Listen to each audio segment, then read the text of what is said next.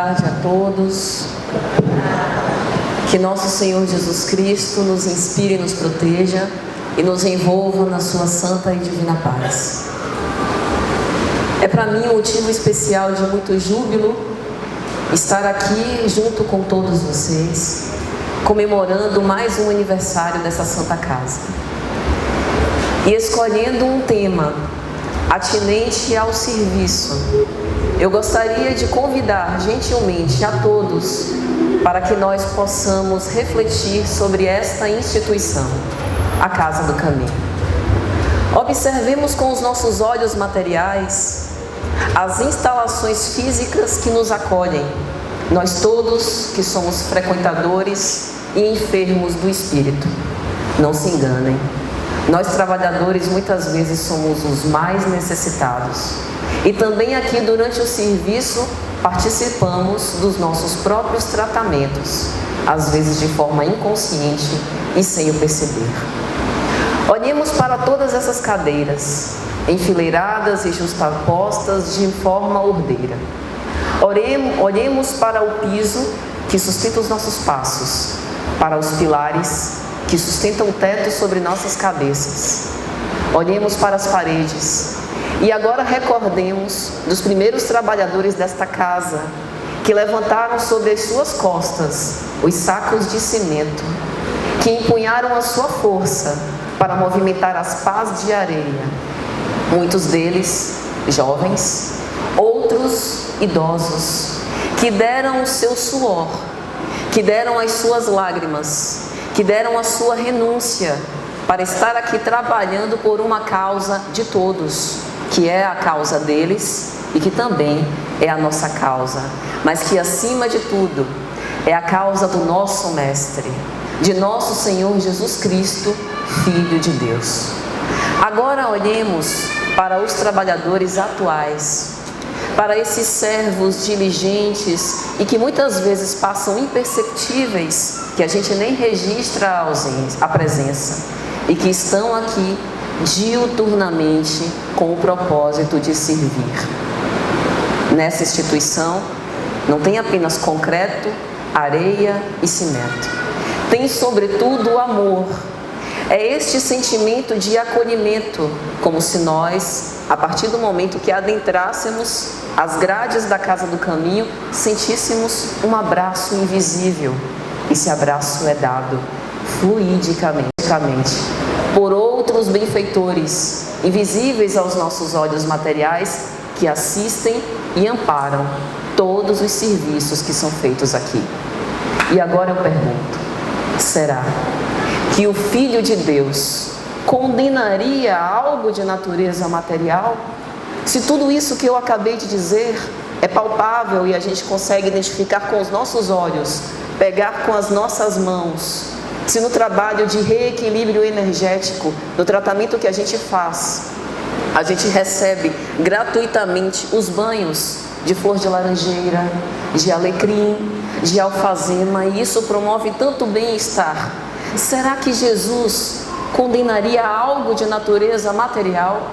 Eu não posso acreditar, porque isso de certa forma também serve para nos aproximar a Deus, a este sentimento de religiosidade, a fortalecer a nossa fé, a nos restaurar as forças para que possamos enfrentar as nossas aflições, sobranceiros, intimoratos e confiantes, exatamente como Ele nos ensinou.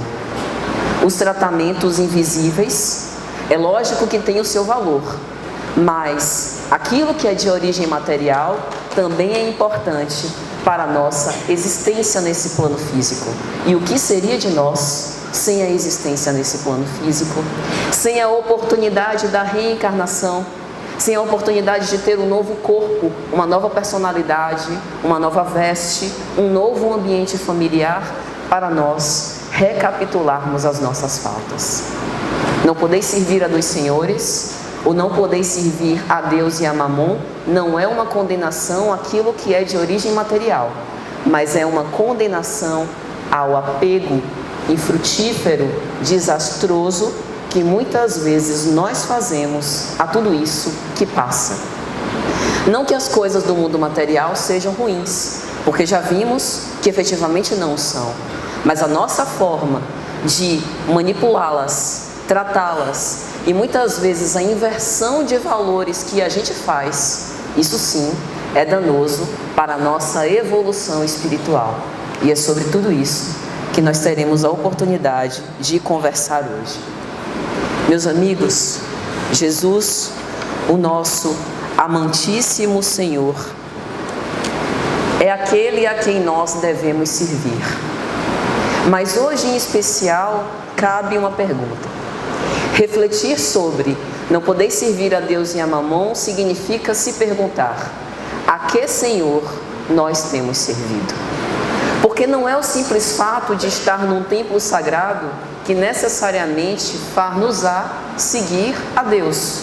Nós podemos estar de corpo aqui, mas de mente em outro lugar. Nós podemos estar aqui pelas aparências exteriores da caridade, mas efetivamente as nossas intenções estarem nos levando para outro lado. Nós podemos estar aqui querendo a cura do nosso corpo físico, mas na verdade nós não estamos ainda necessariamente engajados com esse serviço. Então, será que nós servimos a Deus ou aos nossos cargos? Mesmo dentro de uma casa espírita, cada um de nós tem um papel, todos nobilíssimos. Porque o que seria de nós que muitas vezes passamos muito tempo aqui, se não fosse a moça da cantina para separar os lanches e nos vender? O que seria de nós se não fossem os trabalhadores que fazem a asepsia do salão doutrinário a fim de que aqui nós pudéssemos estar? O que seria de nós não fossem os médiuns que viabilizam o intercâmbio mediúnico com aqueles espíritos benfeitores que nos fazem o aconselhamento? Todos os serviços são muito nobres, mas todos os serviços passam. As nossas atribuições aqui são temporárias e o uso que nós fazemos a cada uma delas é o que irá nos conferir a sabedoria necessária para novas oportunidades de serviço que irão se abrir. O mesmo raciocínio a gente pode ter dentro do nosso contexto familiar. A minha posição social na minha família, de filha, de cônjuge, de mãe, é absolutamente temporária. Deus conferiu-me temporariamente aquela posição a fim de que eu pudesse ensaiar o amor sob aquela dimensão, sob aquele aspecto. E assim, vivenciando dimensões completamente diferentes do mesmo amor, eu vou alcançando uma compreensão mais elevada, uma vivência mais específica e abrangente do que é isso: o amor conjugal, o amor filial, o amor maternal, todos frutos de um mesmo amor que um dia nós seremos capazes de sentir uns pelos outros, independente dos laços consanguíneos, que era o amor sublime de Jesus. Um amor tão magnânimo que o fez descer temporariamente dos cimos celestes para internar-se conosco materialmente, portando um corpo físico, convivendo com as nossas aflições e necessidades. Um amor capaz de temporariamente rebaixar a sua luminosidade para não ofuscar as criaturas humanas. Um amor que se humilhou para elevar a nós, que somos ainda tão imperfeitos. Um amor que é o símbolo da renúncia, da abnegação em sua mais larga acepção. Um amor que nós estamos sendo convidados a ensaiar. E é por isso que é tão importante a gente refletir sobre a quem servimos. A Deus ou aos nossos caprichos individuais? Porque se numa relação eu sou contrariada no meu desejo, muitas vezes Deus coloca o outro que me contraria como um instrumento para educar o meu sentimento, mas eu não percebo. Porque o meu orgulho e a minha vaidade são tão grandes que eu não suporto. Eu tenho uma suscetibilidade tão grande que eu não consigo suportar o fato de, por exemplo, o outro querer viver a sua vida longe de mim. E a pretexto de dizer que amo, veja que loucura, eu quero acorrentá-lo qual se fosse o meu escravo debaixo das minhas asas. A gente faz isso com relações afetivas conjugais, faz isso com os nossos filhos e às vezes faz isso também com os nossos pais. Por quê? porque nós estamos esquecendo de servir a um Deus que é todo espiritual, que é todo bondade, que é todo magnificência, para servir as posições transitórias da matéria. É equívoco nosso, ignorância. E as provas são justamente para que nós possamos reavaliar a todas essas coisas. Nós servimos a Deus ou as regras? As regras são necessárias para a ordenação de qualquer atividade. Basta a gente recordar o tempo de escola. Tem horário para começar a aula, horário para terminar, horário do recreio, período de provas, tudo muito bom e útil para que nós possamos organizar as atividades, o calendário letivo. É graças à disciplina e à organização que faculta o compartilhamento de crescimento e a instrução dos indivíduos. Mas será que muitas vezes a gente não utiliza as regras para coartar a criatividade alheia, para desprezar trabalhadores que são imbuídos de muita boa vontade, mas que nem sempre cumpriram todos os protocolos que a gente instituiu? Será que Jesus vai precisar voltar para nos lembrar que o homem não foi feito para o sábado, mas sim o sábado foi feito para o homem?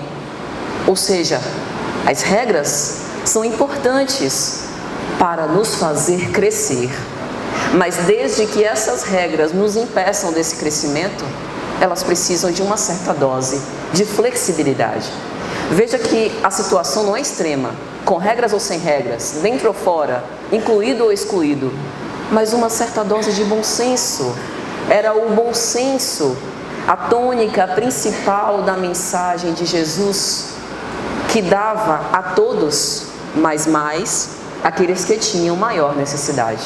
Exatamente como na parábola dos talentos, em que o servidor, ou melhor, o dono de terras, ao distribuir os seus talentos, toma um talento daquele que não conseguiu multiplicá-lo e dá mais 5 àquele que já tinha recebido outros 5 e que conseguiu multiplicar isso.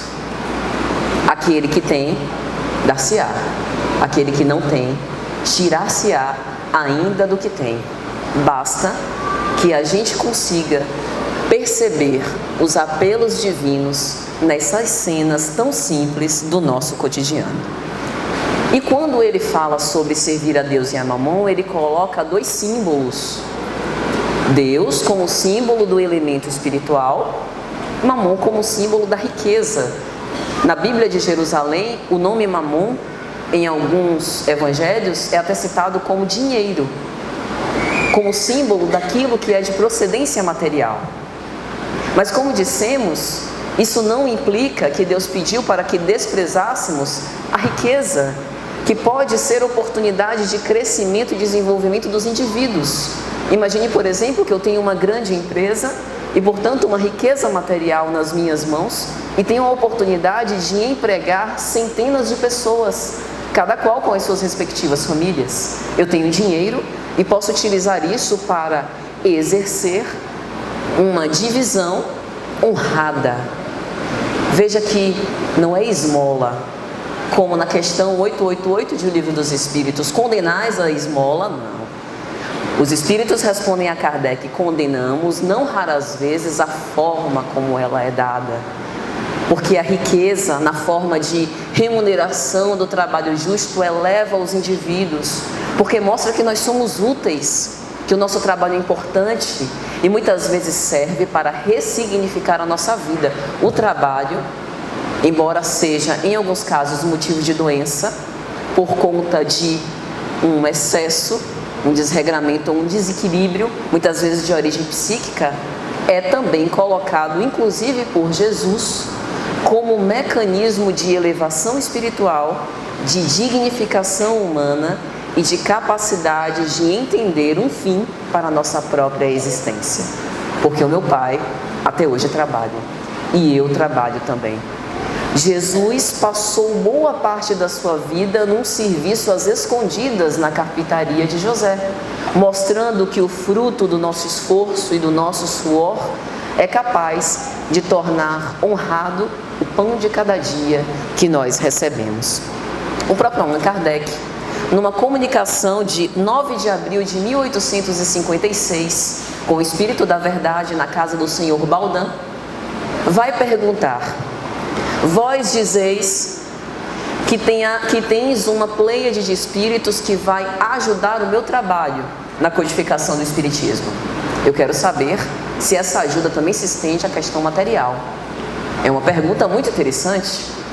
Não é que ele fosse ser sustentado, mas que fosse dado a ele o provimento necessário, muitas vezes através da oportunidade de serviço. Ele que era professor particular, então naquele momento, quem viu o filme Kardec vai entender um pouco dessa história, até pela oportunidade de serviço, de ter alunos em relação aos quais ele pudesse ofertar o seu trabalho.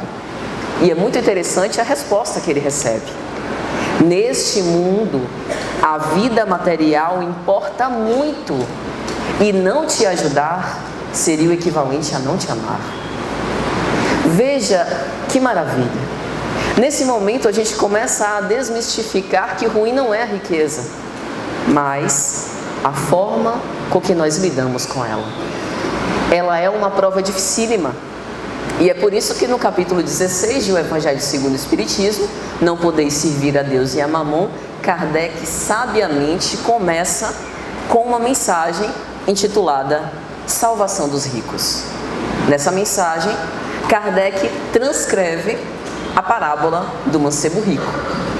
Havia um jovem rico, de muitas posses, que havia procurado Cristo: Mestre, o que é necessário fazer para herdar a vida eterna? E Jesus responde: o que dizem os mandamentos? Cumpra-os, e assim herdarás a vida eterna. E quais são os mandamentos? E Jesus repete todos os 10 mandamentos. Ah, mestre, isso é muito fácil. Isso eu já faço, desde criança.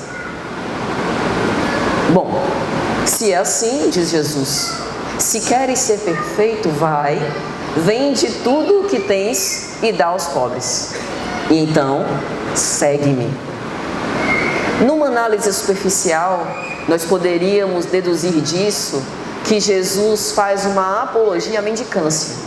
Se você tem os seus recursos materiais, muitas vezes uma herança ou uma riqueza que lhe é de direito por família, recuse-a, jogue tudo para trás, dê as costas e vá seguir Jesus sem ter o que comer, sem ter onde morar, sem ter o que vestir. Será que Jesus, que é tão sensato, ponderado e sábio, faria apologia a isso? Então, investigando com um pouco mais de sensibilidade as palavras dele, nós temos uma provável interpretação. Jesus queria testar poder de decisão. Eu quero ver se você quer mesmo me seguir. Eu quero ver se você confia em mim. Aquilo que aparentemente é a sua fortaleza e no que você mantém a sua segurança, as riquezas, as posses, será que você é capaz de desfazer-se de tudo que você tem e acreditar que eu te provirei do que você precisa? Se sim, vai, vende tudo que tens, dá aos pobres, de quebra faz uma caridade e segue. Entende?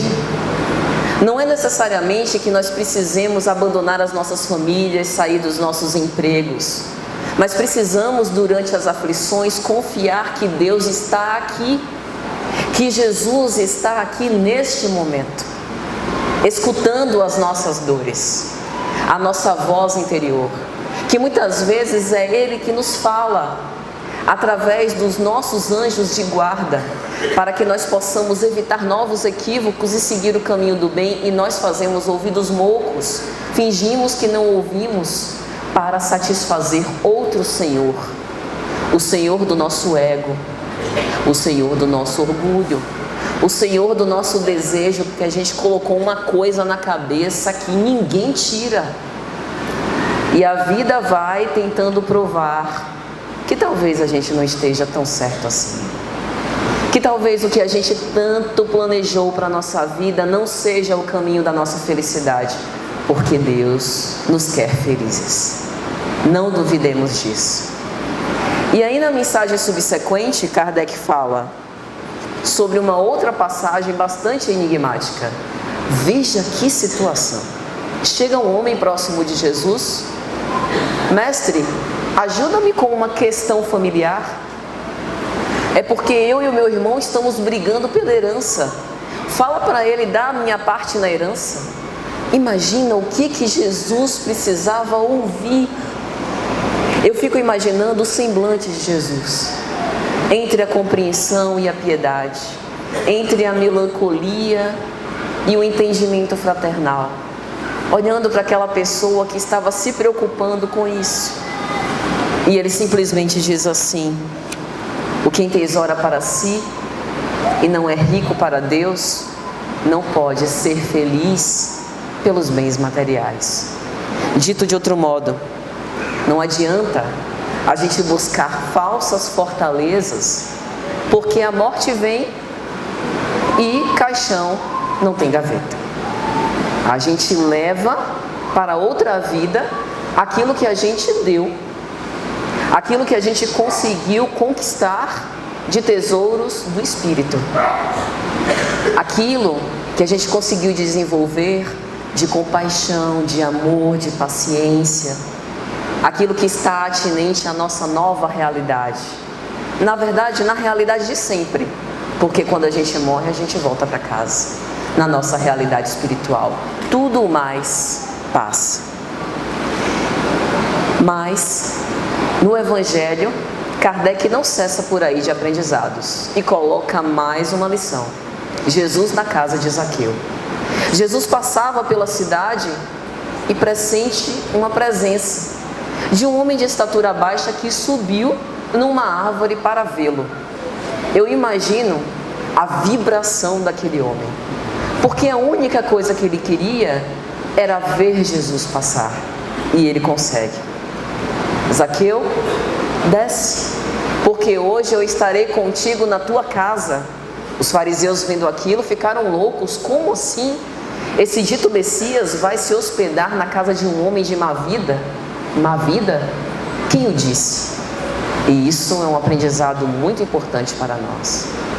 Às vezes a gente olha as pessoas pelas aparências e já faz um juízo, o raio-x do planejamento reencarnatório e de tudo que ela vai passar na sua existência.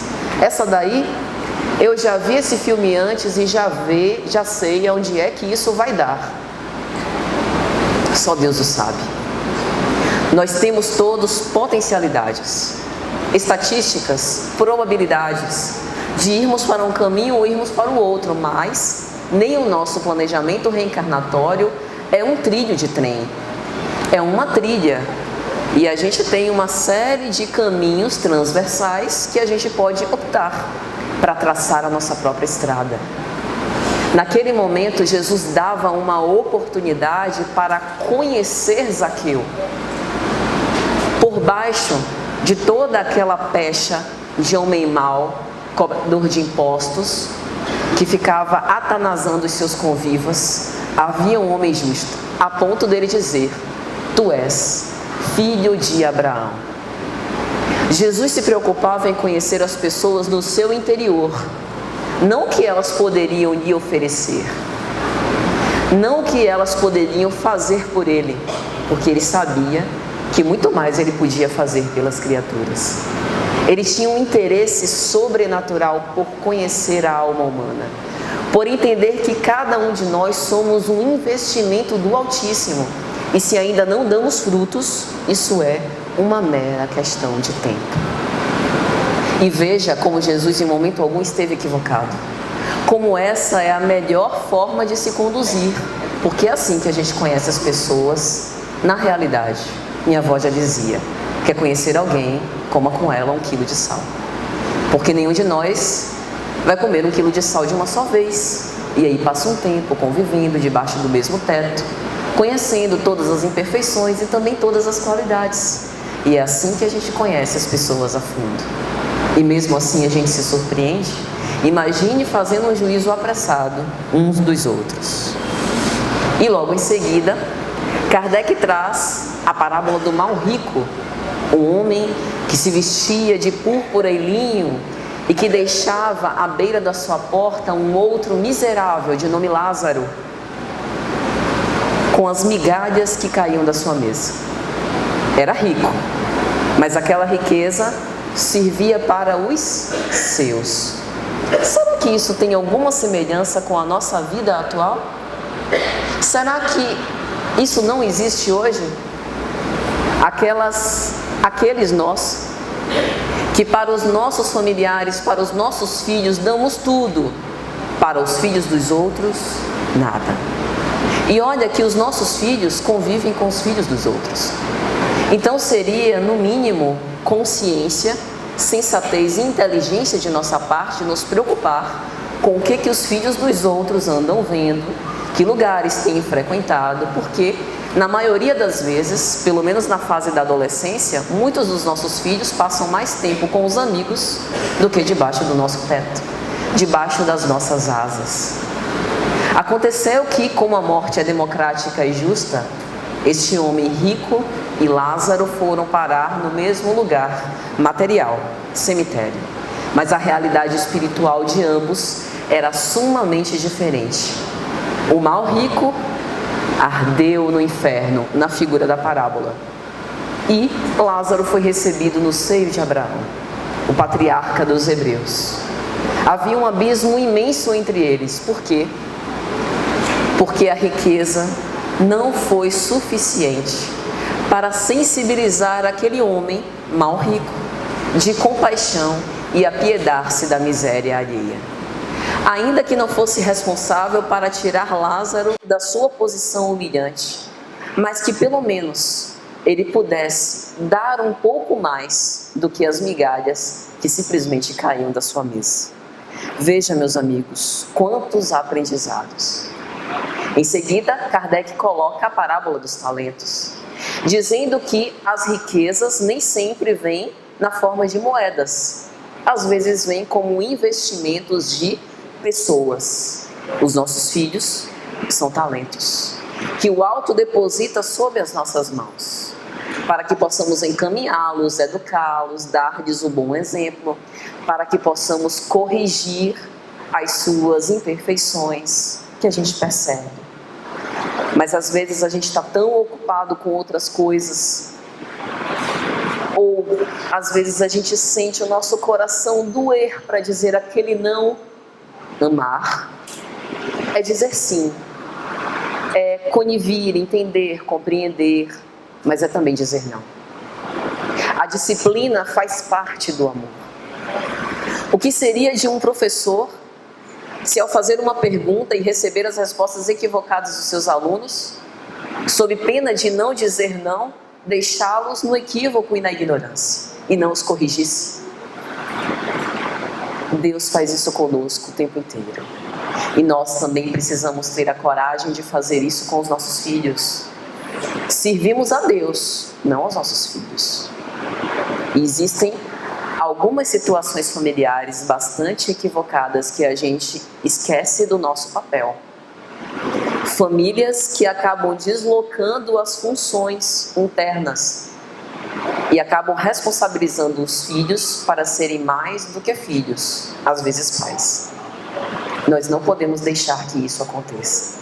Precisamos assumir com amor a responsabilidade que nos foi conferida, porque haverá o dia que o Senhor irá nos perguntar: o que fizeste dos talentos que te confiei? Que bom se a gente puder dizer: eu fiz o máximo que podia. Mesmo com o coração despedaçado, corrigi sempre que necessário. Sacrifiquei-me muitas vezes para educá-lo. Não sou diretamente responsável pelo seu sucesso ou pelo seu fracasso, mas eu fiz tudo o que podia. E percebi que nos momentos mais aflitivos, você estava comigo, Senhor. Isso é gratidão. Gratidão não é apenas um louvor nos momentos felizes em que a vida nos sorri. Gratidão é, sobretudo, aquilo que São Francisco de Assis falava e fazia para a irmã dor.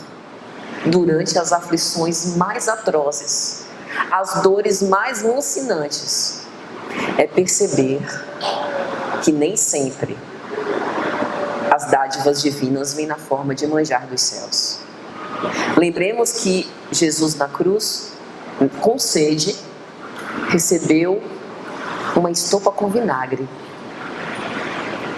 Nem sempre a gente vai ter água fresca quando a gente tem sede.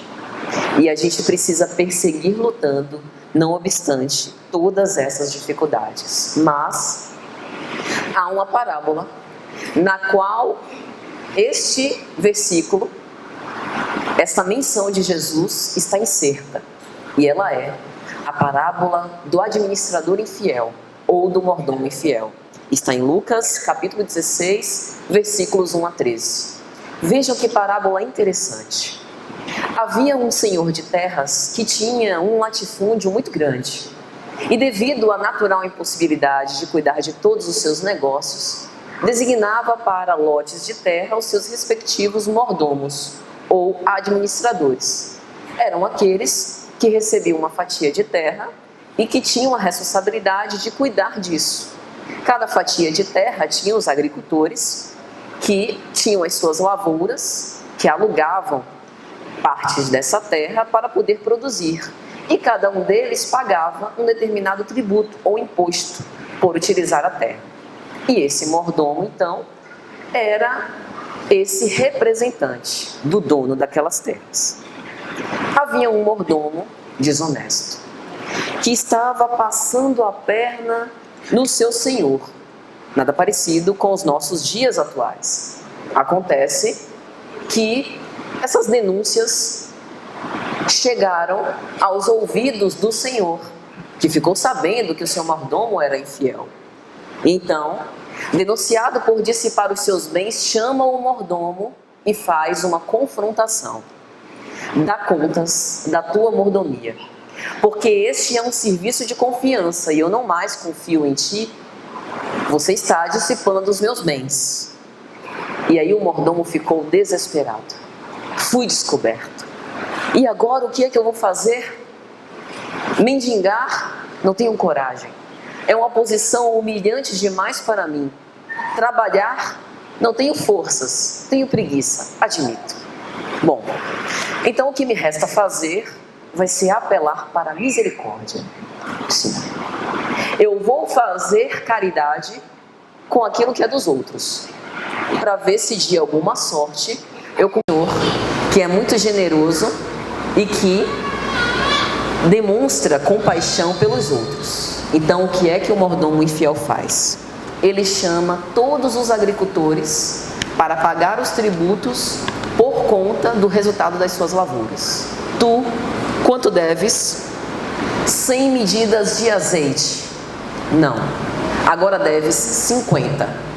Fez aquele desconto de 50%. Chama o outro. E tu, quanto deves? 100 medidas de trigo. Escreve 80 e está acabado. Na Bíblia de Jerusalém, nós temos uma informação muito interessante. O administrador que fazia empréstimos àquela época se indenizava aumentando o débito. Assim, no reembolso, ficava com o seu juro. O que isso quer dizer? Que efetivamente o que ia para o bolso do dono da terra era o que ele estava cobrando naquele momento aos agricultores. Ele colocava um juro a mais, extorquia, cobrava mais dos agricultores para receber, auferir aquele lucro e embolsar para o seu bolso. Então, na verdade, ele não estava necessariamente agindo com caridade. Ele estava agora sendo honesto, fazendo o que deveria ter sido feito desde muito antes. Veja que, pensando sobre isso, o mordomo, nesse momento, de certa forma, mesmo que constrangido, se arrependeu e mudou a sua conduta. Como a gente diz no popular, ele se endireitou. Mas será que isso seria suficiente para que o Senhor o perdoasse? O que vocês acham? Como nós estamos falando de uma parábola de Jesus, tudo pode acontecer. E o que acontece nessa parábola é que o Senhor louva o mordomo. Fizeste muito bem. E aí, Jesus nos dá um ensinamento. Os filhos deste mundo, referindo-se ao mundo material, são mais prudentes na sua geração do que os filhos da luz. O que ele está querendo dizer? Pensamos particularmente. Aquilo que o mordomo infiel fez com os bens materiais do seu Senhor é exatamente o que nós, que somos filhos da luz, seres espirituais imortais, deveríamos fazer com a nossa realidade espiritual. Porque às vezes a gente tenta mercadejar as coisas com Deus. Olha, Deus, eu vou todos os dias na casa do caminho, mas ouve e atende aquilo que eu estou te pedindo. Faz com que eu ganhe na loteria, desde que eu distribua tudo que eu ganhar com todos os pobres do mundo e acabe com a pobreza da África. Louvado seja, que assim o seja, se Deus conferir essa dádiva. Mas vê como por trás dos nossos supostos desejos sinceros de fazer a caridade, às vezes a gente coloca uma dose personalista do nosso desejo ser atendido. E aí Jesus continua dizendo: granjeai amigos com as riquezas da iniquidade, para que quando essas vos faltarem, eles possam te receber nos tabernáculos eternos. Foi exatamente por isso que o mordomo agiu dessa forma.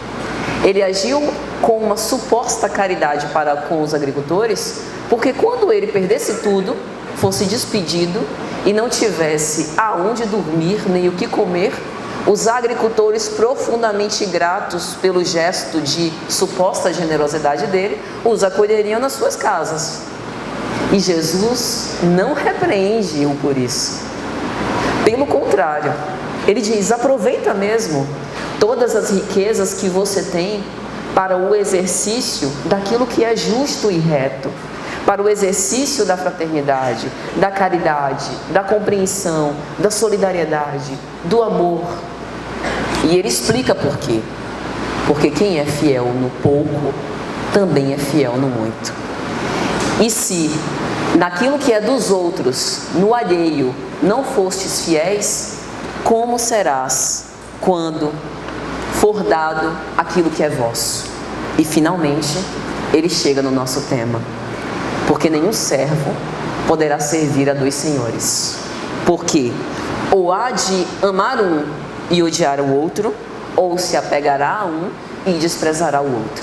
Não podeis servir a Deus e a Mamon. E aí a gente pode se perguntar: mas por que essa ambivalência? Será que esses dois senhores não podiam ter assim gostos parecidos?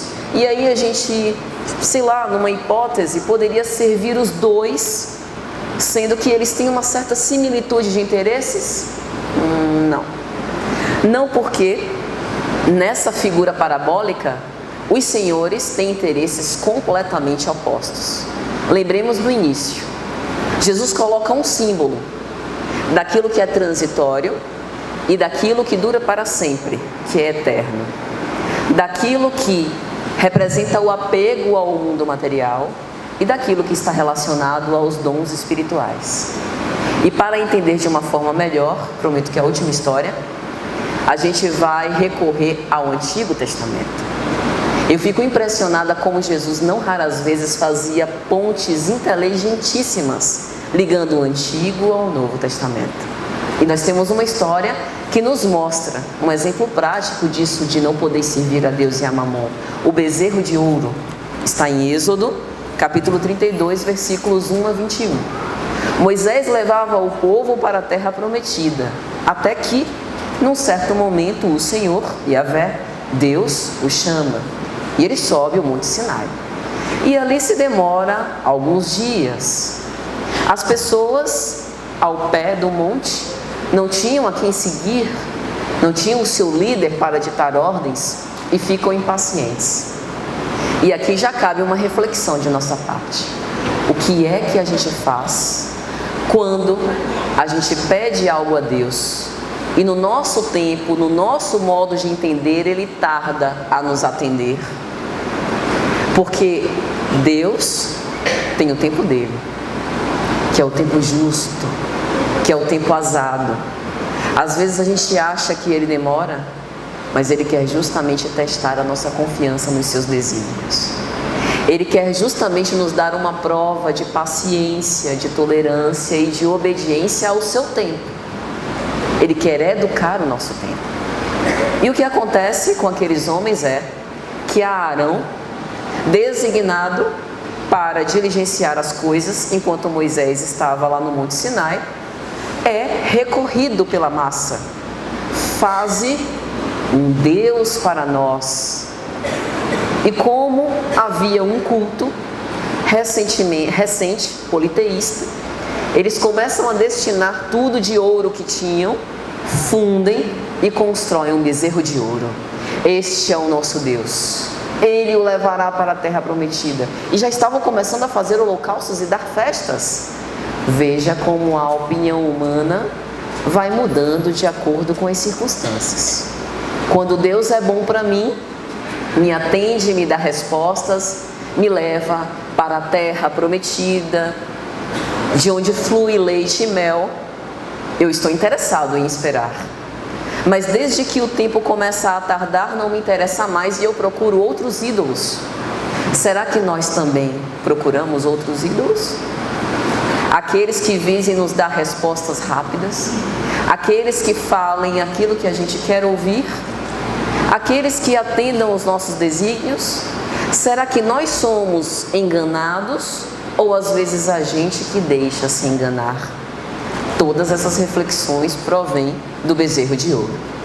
Na figura metafórica, segundo o nosso entendimento, Deus pede que Moisés finalmente desça e acabe com aquilo, porque era uma profanação. Então, pensamos, de acordo com essa história do bezerro de ouro, não podeis servir a Deus e a Mamon, porque nós ainda estamos aprendendo a servir. Nós ainda precisamos saber o que é melhor para nós. Até lá, vamos seguir o nosso exemplo. Vamos seguir o nosso guia e modelo. Vamos copiar os ensinamentos de Jesus. Seguir-lhe os passos, sendo os seus servos. Então, meus amigos, diante de tudo isso, o que a gente pensa é o seguinte: o servo vem do grego doulos, que significa escravo. O escravo, ele não tem vontade própria. O escravo não tem direitos. O escravo, ele está submetido a fazer a vontade do seu senhor. Mas para a nossa imensa felicidade, o nosso Senhor é todo amor e bondade. O nosso Senhor nos criou e nos ama. Portanto, ser servos do nosso Senhor é a melhor coisa que nós podemos fazer pelas nossas próprias vidas. Nem sempre a nossa vontade estará atinente com aquilo que Ele planeja para nós. Às vezes, como o próprio Cristo disse a Pedro, no capítulo 21 de João: Pedro, em verdade eu vos digo que chegará o tempo que irás onde não queres ir, que outros te cingirão, te vestirão. E é exatamente assim que ocorre com a nossa vida. Às vezes a vida nos apresenta situações profundamente desagradáveis. Pensemos, por exemplo, numa mediunidade em eclosão. Nem sempre a coisa se dá de maneira tranquila. É muito comum relatos de profundas aflições. E isso não é necessariamente afinidade com as trevas, mas, por conta da sensibilidade aflorada, o médico, ao tratar os pacientes enfermos, também precisa conviver com aqueles miasmas desagradáveis, porque trata de doentes. Portanto, nós precisamos começar a pensar sobre isso. Os desafios que a vida nos coloca, não raras vezes serão amargos, mas nós teremos sempre algo que lenificará e abrandará as nossas dores. É a nossa confiança irrestrita no nosso Senhor e no plano que Ele tem para nós, se não copiarmos Saulo de Tarso. Saulo, Saulo, não recalcitres mais contra os aguilhões. O quanto ele sofria por teimosamente querer anular alguém que ele sequer conhecia. Martirizou Estevão. Mais tarde foi no encalço de Ananias para matar uma ideia de paz que o atormentava, porque ele não conseguia sentir. Entendamos que a estrada é árdua, que o caminho é doloroso, mas nós alcançaremos a terra prometida quando conseguirmos viver na prática o Evangelho de Jesus. E aí, meus amigos, já caminhando para o final, eu gostaria que nesse momento, aqueles que se sentirem à vontade e queiram fechar os olhos, fiquem à vontade. Coloquem a figura do Cristo na tela mental de cada um. Pensem em todos os seus atos de renúncia e abnegação, no amor infinito que Ele sempre demonstrou por todas as criaturas humanas, e pensem na presença dEle agora, neste lugar. Na obra Missionários da Luz pelo Espírito André Luiz, o benfeitor espiritual Alexandre faz uma prece que eu repetirei aqui. Quem quiser, depois consulte, está na última página do livro. E essa prece fala sobre servir, não a nós, não aos ídolos, a Deus. E ela diz assim: Senhor, sejam para o teu coração misericordioso todas as nossas alegrias, esperanças e aspirações. Ensina-nos, Senhor, a executar os teus propósitos desconhecidos. Abre-nos as portas de ouro das oportunidades do serviço e ajuda-nos a compreender a tua santa vontade. Seja o nosso trabalho a oficina sagrada de bênçãos infinitas. Converte-nos as dificuldades em estímulos santos e transforma os obstáculos da vida em renovadas lições. Em teu nome, semearemos o bem onde surjam espinhos do mal. Acenderemos a tua luz onde a treva demore. Verteremos o bálsamo do teu amor onde corra o pranto do sofrimento. Proclamaremos a tua bênção onde haja condenações. Desfraldaremos a tua bandeira de paz junto às guerras de ódio. Senhor, dá que possamos servir-te com a fidelidade com que nos amas e perdoa nossas fragilidades e vacilações na execução de tua obra. Fortifica-nos o coração, para que o nosso passado não nos perturbe, para que o futuro não nos inquiete, a fim de que possamos honrar-te com a confiança que nos deste no dia de hoje, para a renovação permanente até a vitória final. Arranca-nos do coração as raízes do mal, liberta-nos dos desejos inferiores, dissipa as sombras que nos obscurecem a visão do teu plano divino e ampara-nos para que sejamos servos leais da tua infinita sabedoria. Conserva-nos na tua inspiração redentora, no ilimitado amor que nos reservaste, e que, integrados no teu trabalho de aperfeiçoamento incessante, possamos atender-te os sublimes desígnios em todos os momentos, convertendo-nos em servidores fiéis da tua luz para sempre. Que a honra de servir seja a tônica das nossas existências, onde quer que a gente esteja, e que o Senhor Jesus permaneça conosco em nossas mentes e em nossos corações, de hoje até a eternidade. Muita paz.